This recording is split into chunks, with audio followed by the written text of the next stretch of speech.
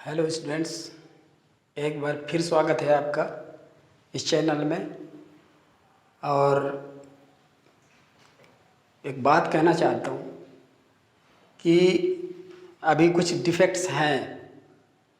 जैसे पता चलता है बच्चों के द्वारा कि बोर्ड छोटा है और कुछ वीडियो क्वालिटी भी है, थोड़ा ब्लर दिखता है, कई चीज़ें हैं और ये मुझे पता भी है। लेकिन you will have to keep patience and you will have to wait for some time.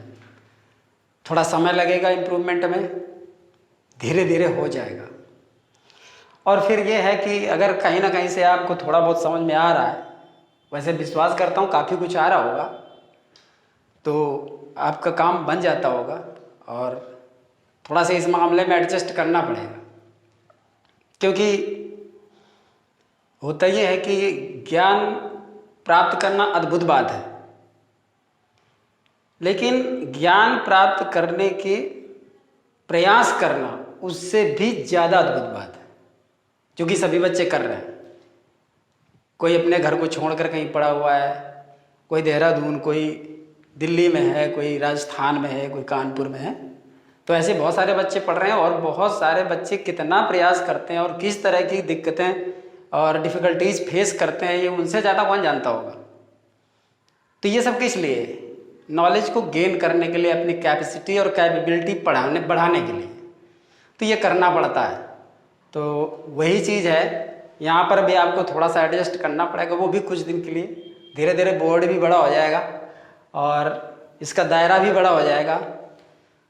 तो इस तरह से आप थोड़ा सा धैर्य रखें। और वो कहा भी है कि रख हौसला, वो मंजर भी आएगा, प्यासे के पास चलकर समंदर भी आएगा। थक कर न बैठे मंजिल के मुसाफिर, वो मंजिल भी आएगी और मिलने का मज़ा भी आएगा। तो वो सब कुछ होगा। और देखिए, इन चीज़ों को हासिल करने में तकलीफ़ उठानी ही पड़ती है, मुश्किलें आती हैं। एक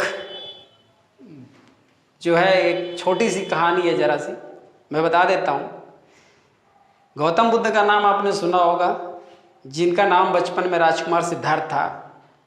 वो जब घर से ज्ञान प्राप्त करने के लिए निकले तो निकल गए। उन्होंने सोचा कि ये जो जीवन है निरर्थक है, जीवन मरण होता है, तकलीफ़ें मिलती हैं, मुसीबतें मिलती हैं, परेशानियां मिलती हैं, तो इससे छुटकारा पाने का कोई ना कोई रास्ता तो होगा। तो वो निकल पड़े ज्ञान प्राप्ति करने के लिए। बहुत दिनों तक भटकते रहे, जंगलों में फिरते रहे, इधर उधर परेशान रहे, हर तरह से भटकते रहे, सभी के पास गए, कुछ नहीं। हार थक करके लौट रहे थे वो कि नहीं, ऐसे ज्ञान प्राप्त नहीं होता और पता नहीं कैसे प्राप्त होगा, मुझे लगता मुझे ज्ञान प्राप्त नहीं होगा। लौट रहे थे तो एक नदी के किनारे किनारे चले आ रहे थे। उस नदी में बाढ़ आ रही थी, धीरे धीरे पानी बढ़ रहा था। तो वहाँ पर एक दृश्य देखा कि एक चिड़िया नदी का पानी चोंच में ले करके दूर जाने डालने जाती थी। तो वो दूर डाल आती थी और ये दृश्य उन्होंने देखा कई बार। तो गौतम बुद्ध रुके, चूँकि उस समय गौतम बुद्ध नहीं थे, वो सिद्धार्थ ही थे। ज्ञान प्राप्त करने के बाद गौतम बुद्ध ने रुके और पूछा कि हे पक्षीराज, तुम ये क्या कर रहे हो? बोले, मेरे बच्चों का घोंसला इस तलछटी में है, यहाँ किनारे। पानी अगर आ जाएगा तो मेरे बच्चे जो अंडे रखे हुए हैं वो सब डूब जाएंगे। तो बोले, ये तुम्हारे, ये तुम क्या कर रहे हो? क्या ये मैं नदी का पानी खाली कर रही हूँ। खैर, इससे उन्हें एक बहुत बड़ा ज्ञान प्राप्त हो। देखिए, ज्ञान की प्राप्ति यहीं से शुरू होती है। कोई ना कोई कारण बन जाता, किसी न किसी वजह से, जो कोई बात एक स्ट्राइक कर जाती है आदमी के मन में और वो वहीं से शुरू कर देता है। बस वो वहीं से लौट पड़े कि जब ये इतनी छोटी सी, क्या है, 4 मिनट हो गए आपको बोलते। तो छोटी सी जब ये सारी चीजें हो जाती हैं तो क्या होता है कि वो कर पाएगी या नहीं कर पाएगी, लेकिन उसकी हिम्मत और हौसला देखिए और उसके डिटर्मिनेशन देखिए। तो वही डिटर्मिनेशन वहाँ से ले करके गौतम बुद्ध वहाँ फिर वापस निकल पड़े ज्ञान प्राप्ति करने के लिए। और अंततः हुआ क्या? मतलब गौतम बुद्ध कहलाए, बौद्ध धर्म की स्थापना की और आज उनके उपदेशों को दुनिया पढ़ती है और सीखती है। फिलहाल ये कोई उपदेश नहीं था, ये मेरी राय है कि थोड़ा एडजस्ट करना पड़ेगा। और कहानी जो सुनाई है ये मैं जानता नहीं ज़्यादा कि ये मतलब कैसा क्या है, लेकिन मैंने किसी से सुनी थी और मैंने आपको सुना दी। फिलहाल यहाँ पर स्टार्ट करते हैं। कुछ 1 वर्ड्स लिखे हुए हैं और कल भी कुछ वोकैब्स मैंने दिए थे। यहाँ पर देखिए लिखा है killing of a human being. तो related to cide, related to cide, cide माने हत्या या मर्डर। तो यहाँ killing of a human being का मतलब होता है होमिसाइड, यानी नर हत्या। काफी सपोर्ट मिलेगा आपको और मेरा प्रयास है कि मिले। किलिंग ऑफ ए किंग और क्वीन, रेजिसाइड। फिर है किलिंग ऑफ एन इन्फेंट, होगा यहां पर एन इन्फेंट और न्यूबॉर्न चाइल्ड, अर्थात एक शिशु या नवजात शिशु की हत्या का होता है infanticide. Infanticide. Killing of a race और कम्युनिटी, जीनोसाइड। जीनोसाइड। और इसके बाद है किलिंग ऑफ एन एनिमल और for offering it to the deity, सभी जानते हैं सैक्रिफाइस, यानी बलि चढ़ाते हैं जिसको सैक्रिफाइस बोला जाता है। Killing of one sister, sororicide. या कहीं कहीं पर इसका सोरोसाइड भी मिल जाता है, तो वहां पर परेशान होने की जरूरत नहीं है। सोरोरिसाइड भी सही होता है और सोरोसाइड भी सही होता है। किलिंग ऑफ सेल्फ और सेल्फ मर्डर, या killing of one self. Killing of own self भी होता है, किलिंग ऑफ सेल्फ होता है और सेल्फ मर्डर होता है, जिसका मतलब होता है सुइसाइड। और इसकी स्पेलिंग पर जरा ध्यान दीजिएगा, SUICIDE होता है, आत्महत्या जिसको कहते हैं। किलिंग ऑफ पेरेंट्स, इसका मतलब होता है पैरिसाइड। पैरिसाइड। किलिंग ऑफ वंस ब्रदर, इसका होता है फ्रैट्रिसाइड। फ्रैट्रिसाइड। और किलिंग ऑफ वंस हस्बैंड, ये होता है आपका मैरिटिसाइड।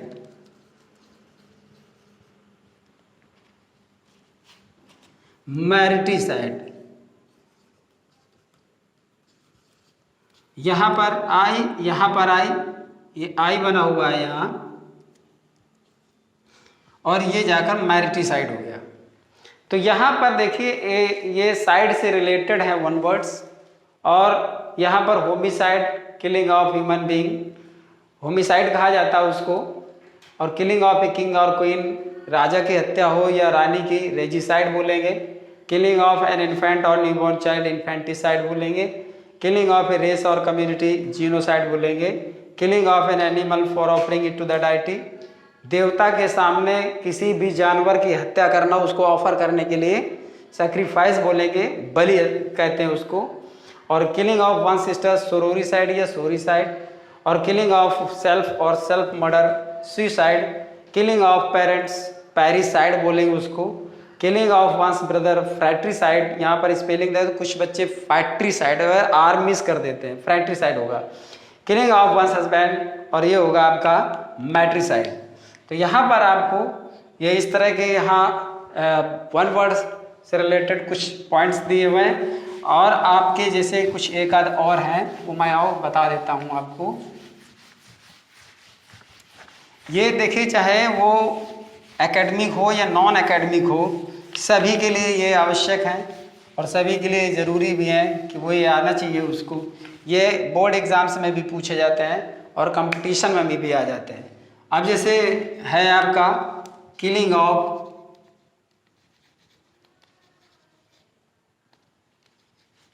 वंस मदर, वो मतलब चाहे डॉटर के द्वारा हो या सन के द्वारा हो, उसको कहते हैं मैट्रिसाइड। मैट्रिसाइड।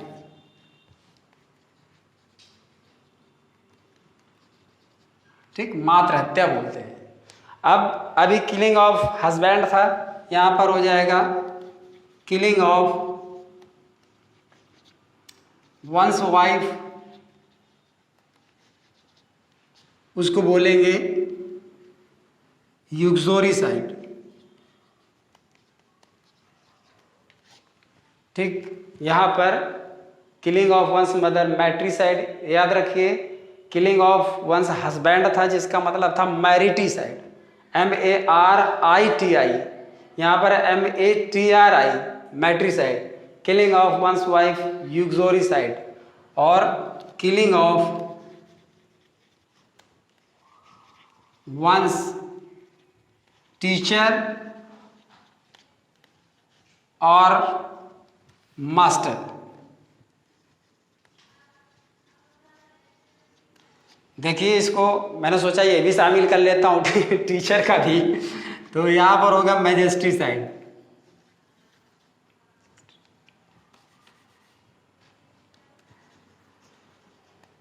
मैजिस्ट्रिसाइड, ठीक, तो यहाँ पर ये होता है। इसके बाद आप कर सकते हो जैसे द सब्सटेंस,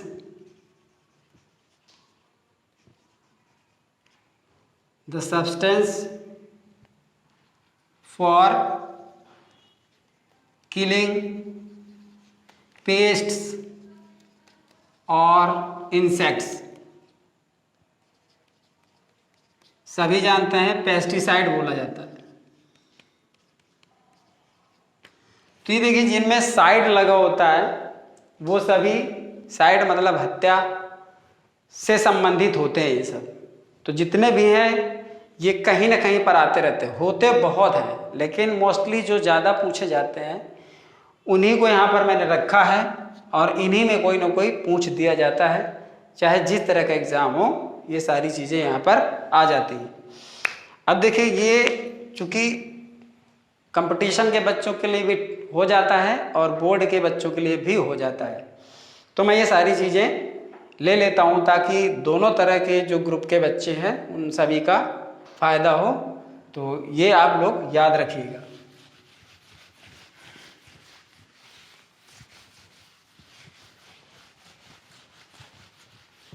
इसके बाद फिर थोड़ा सा आपको एक रूल समझा देता हूँ जो नरेशन बेस्ड पर है।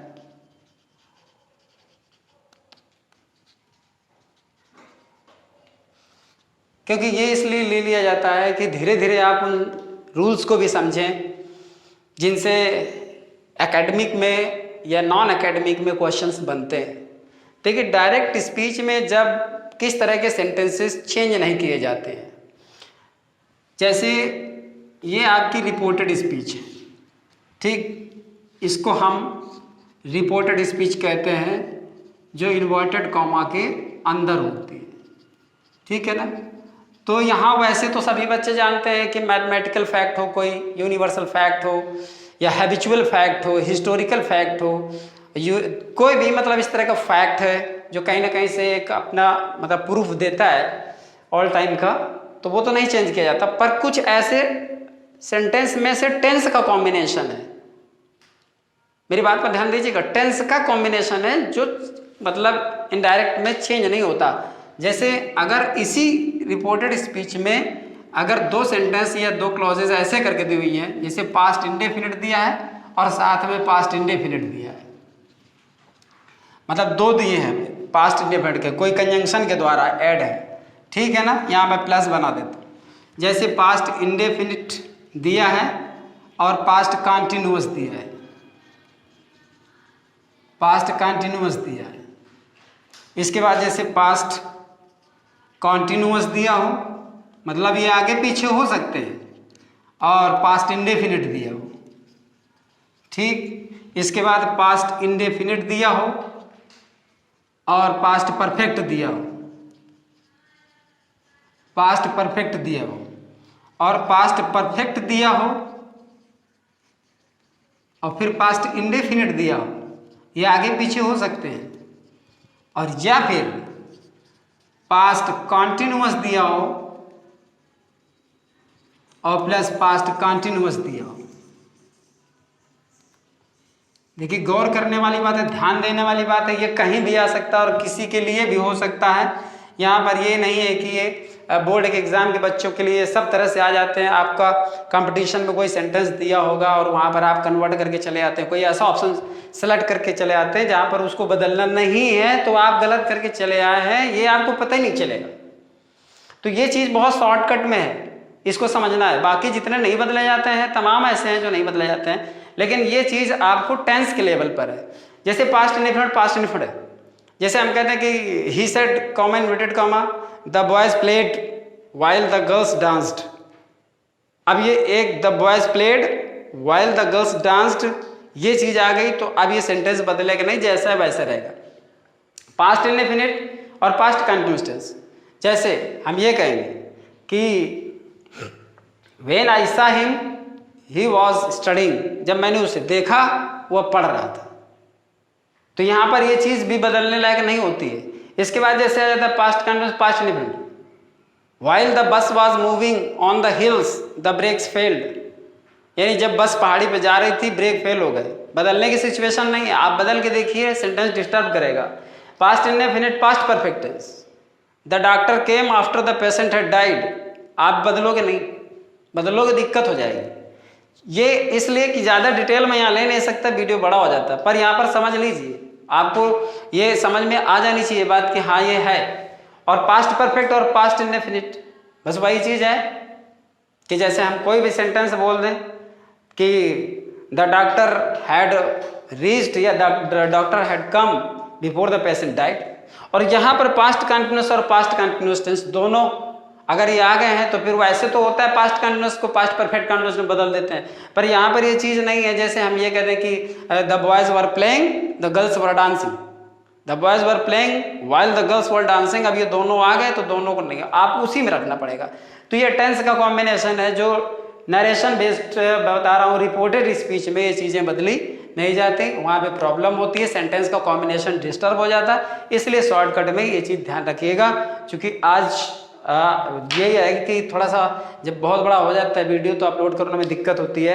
तो आज इतना ही, कल आपको फिर कुछ मिलेगा, निश्चित तौर पर कुछ न कुछ आपको नया मिलता रहेगा, क्योंकि इनकी डिटेल्स मैं दे सकता हूँ, सेंटेंस बता सकता हूँ, लेकिन वीडियो बड़ा हो जाता है और काफ़ी बोरिंग भी होता है। तो डेली चूँकि अपडेशन रहेगा, इसलिए चिंता मत करिए, सब कुछ मिलता रहेगा। और वो मैं ये कहना चाहता, तो देखो सारे बच्चे सपोर्ट कर रहे हैं और मैं चाहता हूँ कि आप सपोर्ट करिए, क्योंकि बच्चे मेरे सहयोगी हैं और जितने लोग मुझे जानने वाले, चाहे मेरे टीचर्स हों या कोई भी हो, सभी सहयोगी। और सहयोगी देखिए कैसा होता है, सहयोगी एक सहायक सपोर्टर चाहे फ्रेंड समझिए, तो मतलब वो कैसा होना चाहिए ये हम भी समझते हैं। और शायद मैंने भी कहीं से सुना है कि सहयोगी या सखा कैसा हो, या तो हो कृष्ण जैसा और या फिर हो कर्ण जैसा, कि एक जो ना भी लड़े तो जीत निश्चित कर दे, और जो तब भी लड़े जब हार निश्चित हो। यानी दोनों में फ़र्क है, लेकिन योगदान कितना बड़ा है वो चीज़ समझिए। तो सभी को थैंक यू। और बस वही एक लास्ट में चूँकि जो रहता है एक रिक्वेस्ट कि सभी लोग चैनल को सब्सक्राइब करें, शेयर करें और कमेंट करके ज़रूर बताते रहें, कहीं पर जो भी जहाँ पर डिफेक्ट हो तो उसको मैं इम्प्रूव करने की कोशिश करूँगा। And good bye.